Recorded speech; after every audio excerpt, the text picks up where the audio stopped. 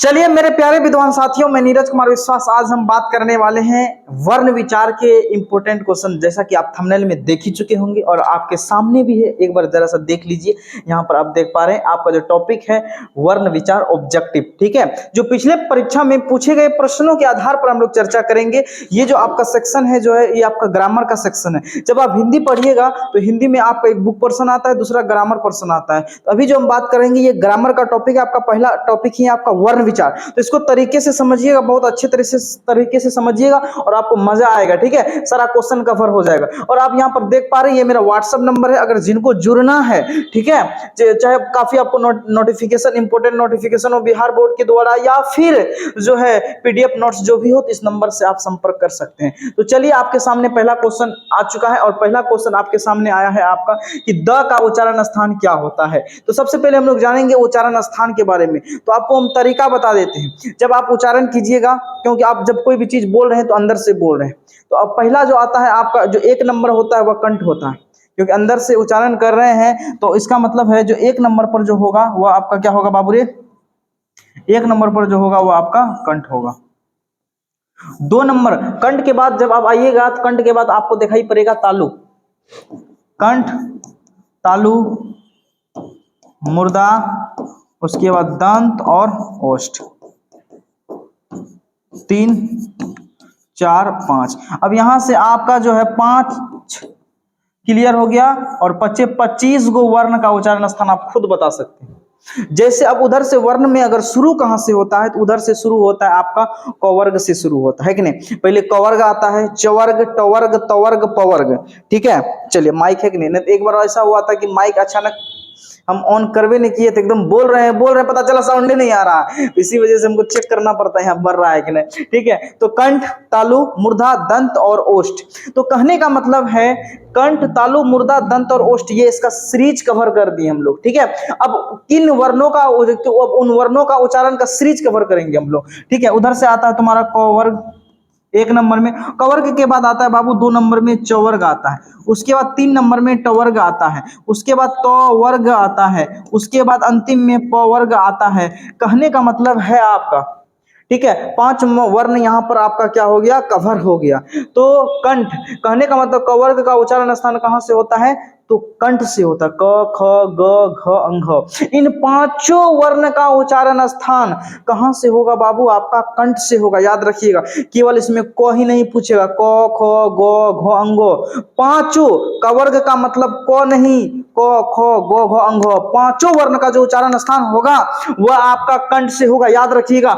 अगला क्वेश्चन आपका है तालु। तालु मतलब आ गया चवर्ग। कहने का मतलब है च, छ, ज, झ, य, यानी कि इन 5 वर्ण का उच्चारण स्थान तालु से होता है। आपको डायरेक्ट नहीं पूछेगा कि चवर्ग का उच्चारण स्थान कहां से होता है, वहां किसी एक वर्ण उठा के दे देगा, बोलेगा कि ज का उच्चारण स्थान कहां से होता है, ठीक है। तब आपको माना होगा च, छ, ज, झ, क्योंकि इसमें तालु में आता है, चवर्ग में आता है, तो तालु से हो जाएगा। उसके बाद ट, ठ, ड, ढ, न किसमें आ जाएगा? मूर्धा से आ जाएगा। उसके बाद दंत, तवर्ग का उच्चारण स्थान कहां से होता है जी? दंत से होता है। त, थ, द, ध, न कहां से होता है आपका? तो दंत से होता है। याद रखिएगा, ठीक है। उसके बाद ओष्ठ, पवर्ग का उच्चारण स्थान कहां से होता है आपका? ओष्ठ से होता है। प, फ, ब, भ, म। अब यहां पर आप खुद हमको बताइए, जल्दी से बताइए, यहां पर द का उच्चारण स्थान कहां से होता है? फटाफट बता दीजिए तो हमको द का उच्चारण स्थान कहां से होता है। तो आपको पता होगा सर, क्योंकि द, त, थ, द, ध, तो तवर्ग का ये सीरीज है और ये दंत से होता है। तो इसीलिए यहां पर ऑप्शन नंबर आपका क्या हो जाएगा बाबू रे? सी करेक्ट आंसर हो जाएगा आपका, दंत हो जाएगा। तो तवर्ग का उच्चारण स्थान कहां से होता है बाबू रे? दंत का होता, दंत से होता है, ठीक है। चलिए नेक्स्ट 2 नंबर क्वेश्चन आपके सामने आ चुका है। 2 नंबर क्वेश्चन का रहा है निम्नलिखित में अघोष वर्ण किसको कहते हैं? वर्ण 2 प्रकार के होंगे इसमें। एक ऐसे तो वर्ण जनरली आप जान रहे हैं 2 प्रकार का, एक स्वर्ण वर्ण, एक व्यंजन वर्ण। उसके बाद झंकार के आधार पर, नाद के आधार पर, लय के आधार पर अगर बात करेंगे तो वहां पर वर्ण 2 प्रकार के होते हैं। कितने प्रकार के होते हैं? 2 प्रकार के होते हैं। एक होता है आपका घोष वर्ण, क्या होता है? घोष वर्ण, और दूसरा होता है अघोष वर्ण। क्या होता है? अघोष वर्ण। अब हम लोग जानेंगे घोष वर्णों के बारे में। घोष वर्ण किसे कहते हैं? अगर आपको देखिए हम किस तरीके से आपको बता रहे हैं, लेकिन अगर आप सीख लीजिएगा तो आपको कहीं भी किसी भी प्रकार का दिक्कत नहीं होगा। समझ गए ना?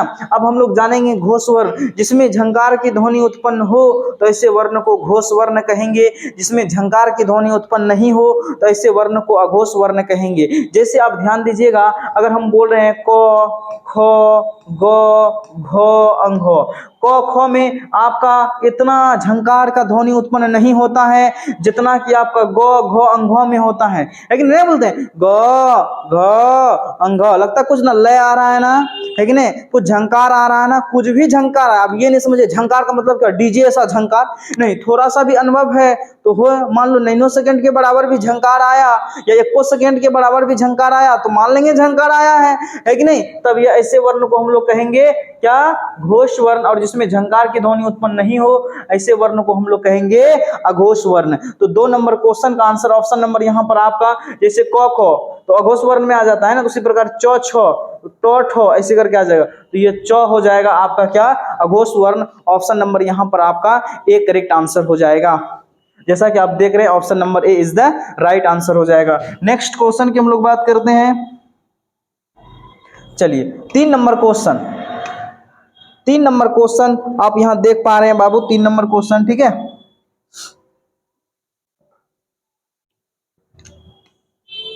चलिए तो 3 नंबर क्वेश्चन पहले से यहां पर टिक आउट कर दिया है। चलिए खैर कोई बात नहीं है, ठीक है, हम इसको हटा देते हैं। तो 3 नंबर क्वेश्चन कर रहा है तालब स का उच्चारण स्थान कहां से होता है? देखिए जरा से समझिए, तालब स तालु से, मूर्धान स मूर्धा से, दंत स दांत से, तालब स मूर्धान स दंत स, तालब स मूर्धान स दंत स, तालब स तालु से, मूर्धान स मूर्धा से और दंत स दांत से होता है, ठीक है। तो चलिए तो यहाँ पर तालब स का उच्चारण स्थान कहां से होता है बाबू आपका? तो तालु से होता है, इसीलिए यहाँ पर ऑप्शन नंबर क्या हो जाएगा? बी हो जाएगा, ठीक है। ये आपका गलत टिक है, ठीक है, ये अति करने में मिस्टेक हो गया। ऑप्शन नंबर यहाँ पर आपका क्या हो जाएगा बाबू? बी करेक्ट आंसर हो जाएगा, ठीक है। चलिए नेक्स्ट आगे हम लोग चर्चा करेंगे दीर्घई। दीर्घई का उच्चारण स्थान कहां से होता है? ठीक है, हर्षई दीर्घई ना कहता, हर्षई दीर्घई, तो ये जो होता है वह तालु से होता है और चवर्ग का उच्चारण स्थान भी तालु से होता है, याद रखिएगा, ठीक है। इसीलिए ऑप्शन नंबर यहाँ पर B is the right answer हो जाएगा। तो चलिए अब नेक्स्ट क्वेश्चन, नेक्स्ट क्वेश्चन की हम लोग चर्चा करते हैं। आगे आ जाइए आप लोग। अब बोलिए लॉ, 5 नंबर क्वेश्चन, लॉ का उच्चारण स्थान कहां से होता है? लॉ का उच्चारण स्थान कहां से होता है? तो लॉ का उच्चारण स्थान आपका दंत से होता है। ऑप्शन नंबर यहां पर 5 का ए इज द राइट आंसर हो जाएगा। चलिए नेक्स्ट क्वेश्चन, अगला क्वेश्चन का रहा है, अगला क्वेश्चन का रहा है 6 नंबर क्वेश्चन का रहा है हिंदी में ह्रस्व स्वर। तो देखिए जब हम लोग पढ़ेंगे स्वर, स्वर्ण वर्ण को उच्चारण में लगने वाले समय के आधार पर स्वर्ण वर्ण को 3 प्रकार से हम लोग बांटते हैं। एक ह्रस्व स्वर में बांटते हैं, एक दीर्घ स्वर में बांटते हैं और तीसरा जो बांटते हैं वह प्लुत स्वर बांटते हैं। और ह्रस्व स्वर की संख्या आपको पता है, और हर्षई, उसके बाद हर्षऊ, उसके बाद री, इसकी संख्या कितना था आपका? 4 था, है कि नहीं? तो कहने का मतलब है हर्ष स्वर की संख्या कितना है? 4 है। और दीर्घ स्वर की संख्या 7 होती है। हर्ष स्वर की संख्या 4 और दीर्घ स्वर की संख्या कितनी होती है जी? 7 होती है। चलिए नेक्स्ट क्वेश्चन, अगला क्वेश्चन कह रहा है कि बताना है आपको अ का उच्चारण स्थान कहां से होता है? अ का उच्चारण स्थान कहां से होता है? ये बच्चा बच्चा जानता है। अ क ह सबका उच्चारण स्थान कहां से आता है? तो कंठ से आता है। इसीलिए ऑप्शन नंबर यहां पर आपका क्या हो जाएगा? डी करेक्ट आंसर हो जाएगा, ठीक है। समझ गए बातों को? उच्चारण स्थान से आपका 1 से 2 प्रश्न आपका रहेगा बाबू, ठीक है। एकदम क्वेश्चन का धुआं धुआं उड़ा देना है। क्या करना है? धुआं धुआं उड़ा देना है। और बताइए यहाँ पर, बोलिए अगला क्वेश्चन कि र और री का उच्चारण स्थान कहां से होता है? ठीक है, जल्दी से कमेंट कीजिए, फटाफट कमेंट कीजिए। तो आपका यहाँ पर 8 का ऑप्शन नंबर आपका एक करेक्ट आंसर है, मुर्दा से हो जाएगा। ए इज द राइट आंसर हो जाएगा, मुर्दा, ठीक है। नेक्स्ट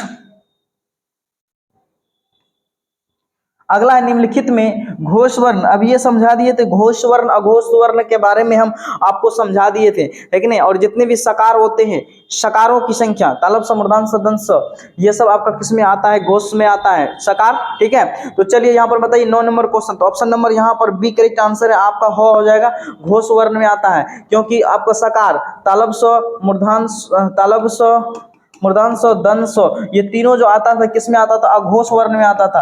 तो सकार, इसी तीनों सौ को क्या कहते थे हम लोग, सकार कहते थे, किस में आता था, अघोष वर्ण में आता था, है कि नहीं। तो यहाँ पर ह है ना, तो यह कौन सा हो जाएगा आपका, घोष वर्ण हो जाएगा। नेक्स्ट क्वेश्चन, अगला क्वेश्चन कर रहा है निम्नलिखित में किसका उच्चारण स्थान जो है आपका कंठ से होता है। आपको बच्चा को पता होगा कंठ से, क ख ग घ अंघ ह अ आ, ये सब का उच्चारण स्थान कहां से होता है, तो कंठ से होता है। इसीलिए ऑप्शन नंबर यहाँ पर डी करेक्ट आंसर है।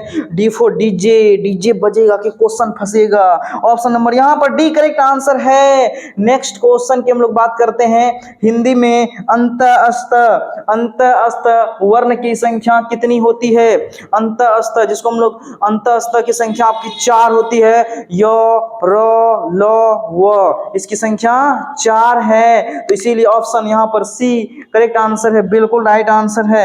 आप लोग जवाब दीजिए, बीच बीच में कमेंट करते रहिए मेरे शेरनी। क्वेश्चन का धुआं उड़ाना है और अंत में बोलेंगे धुआं कैली बा, ठीक है। और यो को किस वर्ण के अंतर्गत रखा है, यो आपको पता होगा उष्ण वर्ण, तालब स मूर्धन्य स दंत स को उष्ण वर्ण कहते हैं। और अंतस्थ य र ल व, इसको हम लोग क्या कहते हैं, अंतस्थ कहते हैं। याद रखिएगा ऑप्शन नंबर यहाँ पर, इसको हम लोग क्या कहेंगे, य को किस वर्ण के अंतर्गत रखा होता है, तो अंतस्थ, क्या है, अंतस्थ व्यंजन वर्ण। इस ऑप्शन को कर लीजिएगा अंतस्थ व्यंजन वर्ण, ऑप्शन नंबर यहां पर आपका डी करेक्ट आंसर है। मौ का उच्चारण स्थान कहां से होता है, मौ का उच्चारण स्थान कहां से होता है, ठीक है। अब बोलते हैं प फ ब भ मौ, मौ किस वर्ण के अंतर्गत आता है आपका, तो मौ जो है आपका प वर्ग के अंतर्गत आता है। तो उसको हम लोग क्या कहेंगे आपका, तो उसको कहेंगे हम ओष्ठ, ठीक है। इसीलिए option number B correct answer है आपका, क्या हो जाएगा बाबू, ओष्ठ हो जाएगा। नेक्स्ट क्वेश्चन की हम लोग बात करते हैं।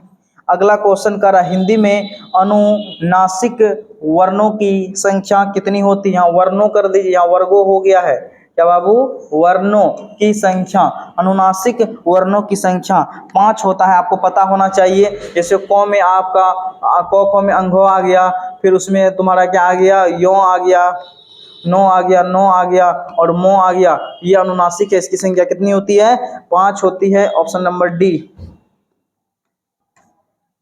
नेक्स्ट क्वेश्चन का रहा है, अगला क्वेश्चन का रहा है 5 नंबर क्वेश्चन का रहा है 15, य र ल व को कौन सा व्यंजन वर्ण के अंतर्गत रखते हैं, य र ल व अंतस्थ व्यंजन वर्ण, ऑप्शन नंबर यहाँ पर आपका सी करेक्ट आंसर है, ठीक है। तो चलिए आप लोग भी जवाब देते चलिएगा, ठीक है, और लास्ट में बताइएगा किसका कितना सही हुआ, ठीक है। घ का उच्चारण स्थान कहां से होता है, क ख ग घ घ, ये सब कंठ से, क ख ग, ये सब कंठ से होगा, ऑप्शन नंबर यहाँ पर आपका सी करेक्ट आंसर है, ठीक है। चलिए नेक्स्ट क्वेश्चन की हम लोग बात करते हैं। अगला क्वेश्चन कर रहा है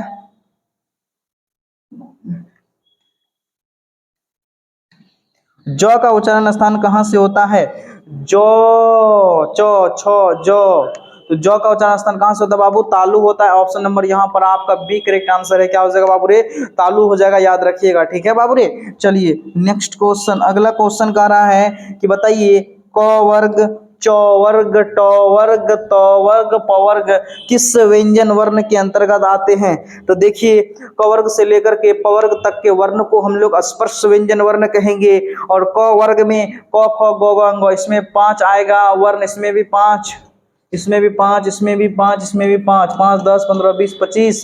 तो कहने का मतलब है कवर्ग से लेकर के पवर्ग तक के वर्ण को स्पर्श व्यंजन वर्ण कहते हैं, और इसकी संख्या कितनी होती है, इसकी संख्या 25 होती है, स्पर्श व्यंजन वर्णों की संख्या, option number C correct answer है। और इसका उच्चारण स्थान आपको शुरू में ही बता दिए थे, कवर्ग का उच्चारण स्थान कंठ से होता है, चवर्ग का तालु से होता है, टवर्ग का मूर्धा से होता है, उसके बाद तवर्ग का उच्चारण स्थान दंत से होता है, पवर्ग का उच्चारण स्थान ओष्ठ से होता है। तो कहने का मतलब है स्पर्श व्यंजन वर्ण का परिभाषा भी बना वैसा वर्ण जिसका उच्चारण कंठ, तालु, मूर्धा, दंत और ओष्ठ से किया जाता है, ऐसे वर्ण को हम लोग कहेंगे स्पर्श व्यंजन वर्ण। और इसकी संख्या कितनी होती है? इसकी संख्या 5, 10, 15, 20, 25, इसकी संख्या 25 होती है। अब यहां से तरह तरह के प्रश्न पूछे जाएंगे, बोलेगा कौन स्पर्श व्यंजन वर्ण नहीं है, या बोलेगा इनमें से कौन स्पर्श व्यंजन वर्ण है। अब इसमें से कोई एक ऑप्शन दिया रहेगा और पूछेगा बताइए स्पर्श व्यंजन वर्णों की संख्या क्या है, स्पर्श व्यंजन वर्ण कितने प्रकार के होते हैं, तमाम तरह के प्रश्न आपका क्लियर हो जाएगा। तो चलिए हम लोग चर्चा करेंगे। पहला चर्चा करेंगे व्यंजन वर्ण, जिसका उच्चारण स्वर की सहायता से किया जाता है, ऐसे वर्ण को हम लोग व्यंजन वर्ण कहेंगे। और इसकी संख्या बताए थे हम लोग 33 था इसकी संख्या, थ्योरी क्लास में हम लोग पढ़े होंगे। जो बाबू थ्योरी क्लास नहीं देखे हैं वर्ण विचार का, जाइए एक बार पूरा चैप्टर देख लीजिएगा, एकदम बहुत तरीके से, बहुत सरल रूपों में, इजी तरीके से आपको समझा दिया गया है। उसमें जाकर के आप अवश्य रूप से देख लीजिए। अब जब वहां से देख करके ऑब्जेक्टिव बनाइएगा तो आपको मजा आएगा, वाह लगेगा, हाँ लग रहा है कि हाँ कुछ चीज सीखे हैं, और अपने आप में एक कॉन्फिडेंस पैदा होगा, वाह हम कुछ चीज सीखे हैं। और आप जो है बनाने का प्रयास कीजिएगा, नया नया क्वेश्चन और प्रैक्टिस करने का प्रयास कीजिएगा। जब आपसे नहीं बनेगा ना तो वही पढ़ाई आपके लिए बोझ बन जाएगा। जब आपसे सवाल बनने लगेगा, चैप्टर बनने लगेगा, तो आपको मन करेगा अरे और हम 10 सवाल कर लेते हैं, और 20 सवाल कर लेते हैं, एकदम ऐसा जुनून आ जाएगा आप में। ऐसा तभी संभव हो पाएगा जब आप बार बार चीजों को समझिएगा, जब बार बार चीजों को आप देखिएगा, बार बार चीजों को आप लिखिएगा। इसीलिए अभी अब ये नहीं वीडियो खत्म हो गया बस हम चले गए घर, हो गया हाँ नीरज सर का वीडियो देख लिया, हाँ बहुत अच्छा पढ़ाते हैं, ये पढ़ाते हैं, वो पढ़ाते हैं। नहीं बाबू, आपको वीडियो को रोक करके चीजों को लिखिए, इंपॉर्टेंट सब बातों को जो हम बोल रहे हैं उस बातों को आप नोट कीजिए, कुछ कोडिंग कर दीजिए, ताकि जब आप पढ़े तो आपको याद आ जाएगा, है कि नहीं। तो ये होता है तरीका पढ़ने का। इसीलिए आप लोग जब भी मेरा वीडियो देखिएगा उससे पहले आपको कॉपी कलम लेकर के आकर के ही बैठना है, तब देखिएगा, तब उसका फायदा भी मिलेगा। नहीं तो आप 50 बार भी वीडियो को मेरा देख लीजिएगा तो समझ नहीं पाइएगा। क्यों? क्योंकि आप तो कालिदास है नहीं, एक बार पढ़े आपको समझ में आ गया। कालिदास है क्या? बोलिए, वो तो कालिदास का है ना, है कि कालिदास है जो जो चीज पढ़ता था दिमाग में आ जाता था।